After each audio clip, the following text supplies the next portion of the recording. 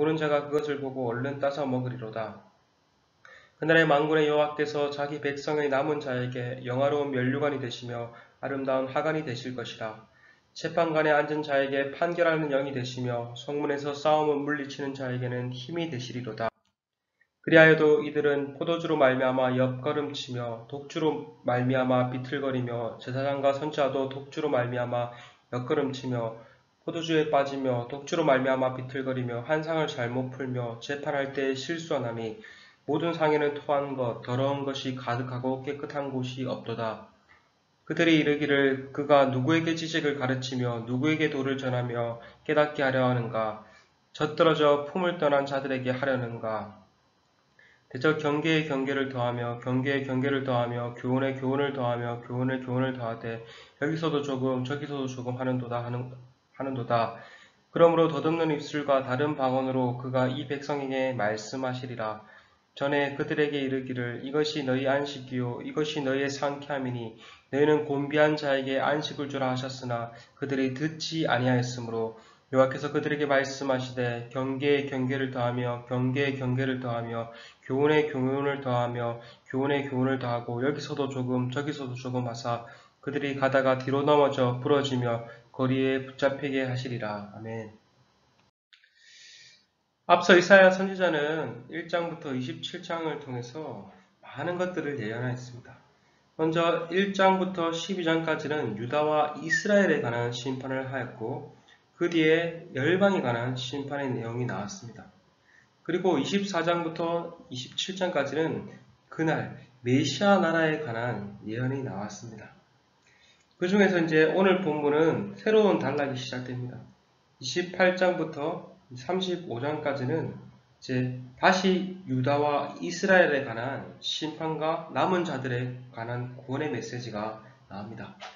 특별히 오늘 본문은 교만한 북이스라엘과 또한 그 길을 따라가는 남유다에 대한 지도자들에 관한 심판과 경고의 메시지가 나옵니다. 먼저 교만한 북이스라엘에서도 에브라임 곧 사마리아를 향한 심판의 메시지가 선언됩니다. 1절에 에브라임의 술 취한 자들의 교만한 면류관은 하에 있을진저 술에 빠진 자의 성 곧 영화로운 간같이 기름진 골짜기 꼭대기에 세운 성이여 세잔에 가는 꽃 같으니 하에 있을진저. 사마리아는 북이스라엘의 수도로서 기름진 골짜기에 위치해 있어서 정말 경제적으로도 번영하였고 아름답고 견고했습니다.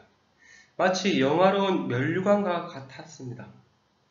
그러나 그들은 오히려 자신의 그 아름다움, 자신의 그 있는 것으로 인해서 교만에 취해버렸습니다.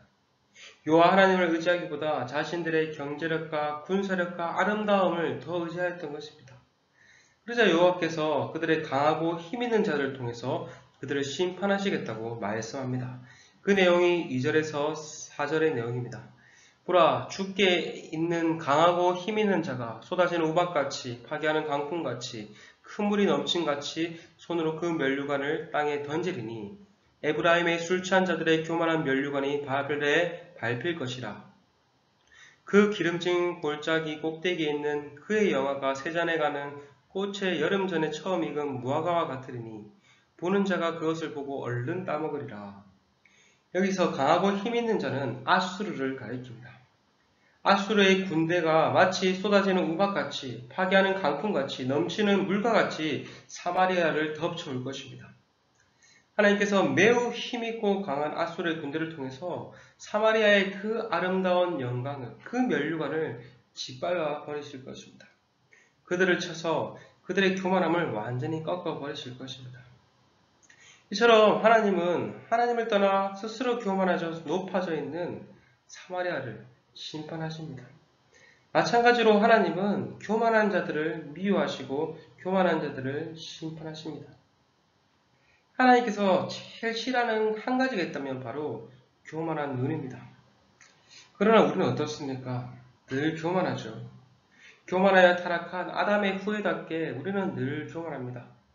조금만 뭔가가 생기고 뭔가가 주어지고 어떤 성취가 이루어진다면 그것으로 인해서 우리는 쉽게 교만할 수밖에 없는 자들입니다. 그것으로 인해서 하나님은 보이지 않죠. 오히려 내 힘, 내 지혜로 살려고 합니다. 이처럼 사마리아 백성들도 마찬가지였습니다. 하나님께서 그들에게 풍요를 주시고 그들을 영화로운 면류관으로 만드셨는데 오히려 그들은 그 하나님을 바라보지 못하고 오히려 자신들의 영광만 바라보았던 것입니다. 스스로 자신들의 힘으로 그것을 이뤘다고 착각했던 것입니다. 그래서 하나님께서는 그들의 아름다운 영광을 다 거두어 가시겠다. 그들의 면류관을 던져 짓밟으시겠다고 말씀하십니다. 그런데 그러한 그들의 심판 가운데 하나님께서는 남은 자들을 구원하시겠다고 말씀하십니다. 그날에 만군의 여호와께서 자기 백성의 남은 자에게 영화로운 면류관이 되시며 아름다운 하관이 되실 것이라. 재판석에 앉은 자에게는 판결하는 영이 되시며 성문에서 싸움을 물리치는 자에게는 힘이 되시리로다. 이 내용은 앞선 내용과는 너무나 대비가 됩니다. 앞서 교만한 자들을 심판하시겠다고 하신 하나님께서 그럼에도 불구하고 그날에 남은 자들은 구원하시겠다고 말씀하십니다. 남은 자들은 회복하시겠다고 말씀하십니다. 여호와께서 그들의 영화로운 면류관이 되시며 아름다운 하관이 되실 것이다 라고 말씀하십니다. 앞서 나온 세 잔에 가는 꽃과 같은 교만한 자들의 면류관과는 대조가 되죠. 그날에 구원받은 자들은 더 이상 시들어버릴 헛된 것으로 인해서 이제 더 이상 교만하지 않고 오직 영원한 하나님만을 면류관으로 생각하고 하나님만을 의지하게 될 것입니다. 여호와께서 영화로운 면류관과 아름다운 하관이 되실 뿐만 아니라 또 뭐가 되시겠다고 말씀합니까? 재판자에게 판결하는 영이 되시며 또 싸우는 자들에게 힘이 되실 것이라고 말씀하십니다.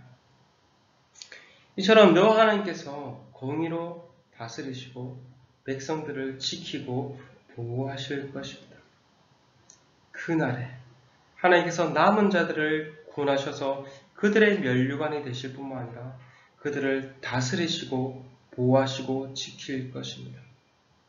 여러분, 우리가 바라보아야 할 참된 면류관은 무엇입니까? 우리의 진정한 힘이 무엇입니까? 바로 여호와 하나님입니다. 우리 또한 사마리아 사람들과 같이 자신들의 성취와 아름다움과 자신들의 힘에 현혹되어 그것이 계속 지속될 것처럼 생각합니다. 그러나 성경은 그것들은 다 영원하지 않다고 말합니다. 마치 풀과 같이, 꽃과 같이 세잔해지고 안개와 같이 쉬 사라질 것이라고 말합니다.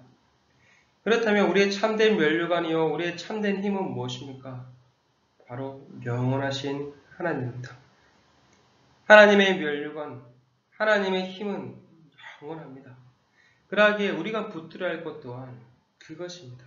하나님이 우리의 참된 면류관이요 우리의 참된 힘이요 참된 자랑임을 우리는 기억함으로 나아가야 할 것입니다. 그래서 이 영원한 하나님을 위해서 영원하지 않는 것들을 포기해야 할 것입니다. 이어지는 내용은 유다 지도자들을 향한 심판의 메시지가 나옵니다.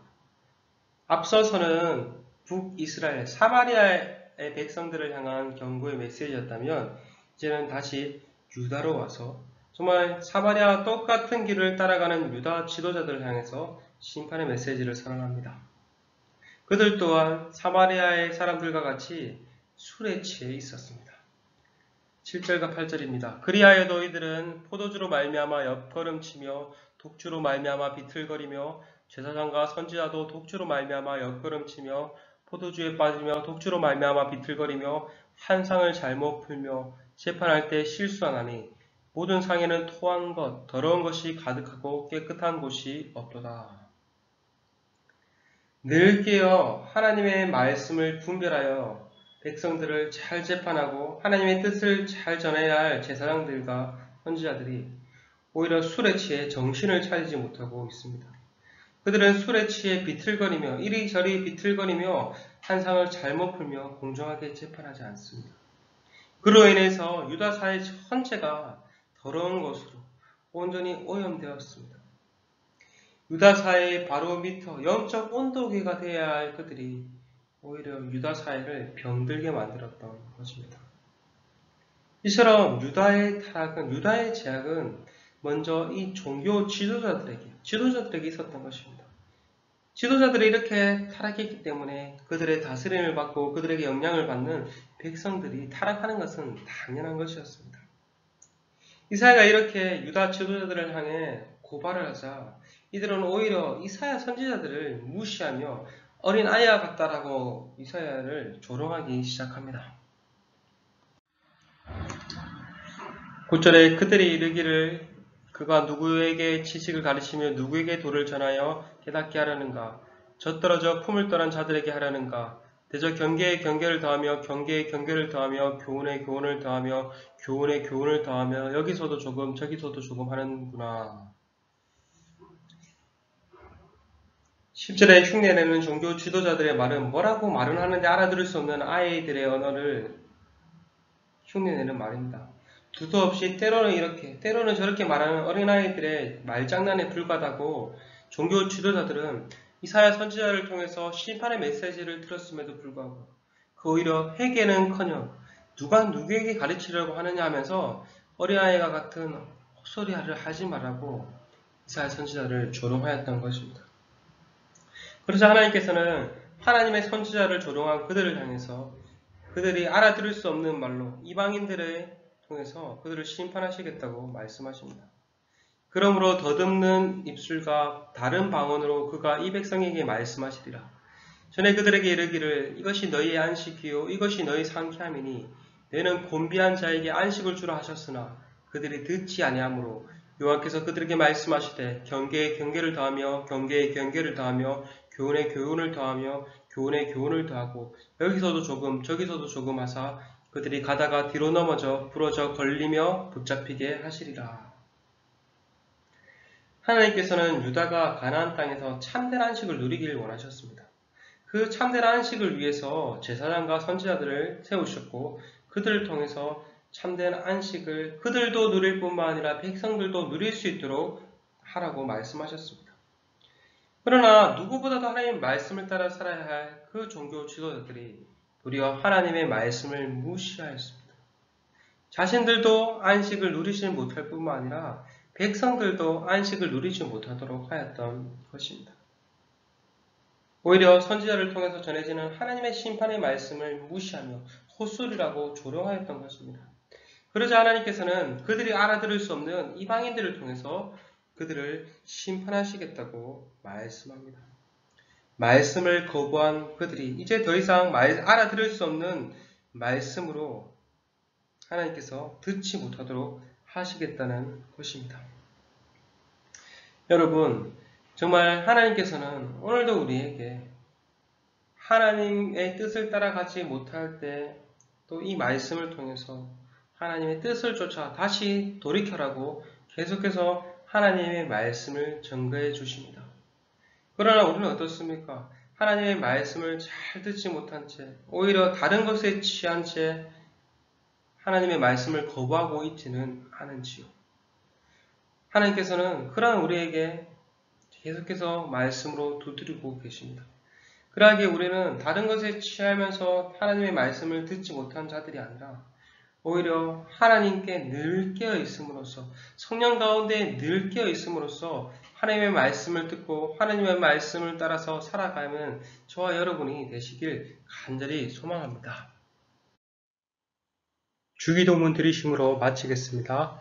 하늘에 계신 우리 아버지여 이름이 거룩히 여김을 받으시오며 나라가 임하시오며 뜻이 하늘에서 이루어진 것 같이 땅에서도 이루어지리다.